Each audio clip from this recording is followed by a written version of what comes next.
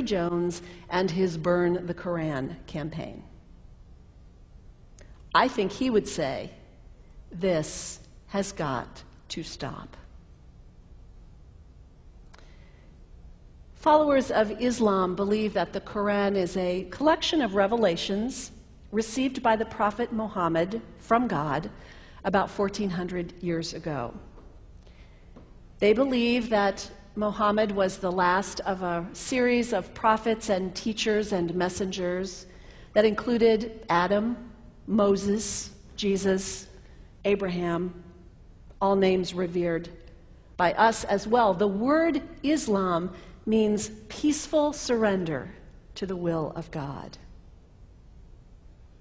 The Quran was written at a time when the Muslim people were being driven from their homes, persecuted, and killed. The Old Testament was written at a time when Jewish people were being driven from their homes, persecuted, and killed. And religious scholars will tell you that most Holy Scriptures have stories of war and violence in them. Throughout history, most faiths have used these texts to justify violence. And if there's anyone in this room at this moment who's thinking that I've got it wrong, after church today, pull out your Bible and look up Psalm 137. And you'll see that our own text has passages that can make us uncomfortable.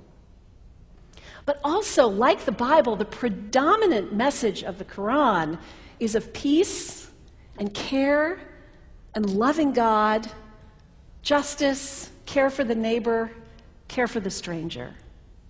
In the Bible, we have thou shalt not kill. In the Quran, we have whoever kills another, surely he is killing all of humanity. And whoever saves the life of another, surely he saves the lives of all humanity. These are words of peace, words of faith, words that could save the world if we would take them to heart. The second thing you can do the next time someone sends you one of those emails demonizing Islam, delete it. Don't forward it. Don't participate in the stereotyping. Don't give in to your fear. It's okay to be a little afraid. We all have those emotions. Just don't give in to it. Don't sign on for it. Don't focus on this tiny group of extremists who commit acts of violence. Focus on the hundreds of millions of Muslim people in the world who are people of faith, whose priorities and concerns and families are not so different from your own. And third, when you think of Muslim people, think of individuals. Think of the professor at Ohio State. Think of the engineer at Honda. Think of the teacher at the elementary school down the street. When you think of Muslim people, remember those who died on 9/11, not the hijackers. There was only a handful of them. Remember Mohammed Sunhami Hamandi. He was born in Pakistan. He came to the United States as a small child with his parents. He played high school football. He went to college. He became a part-time ambulance driver.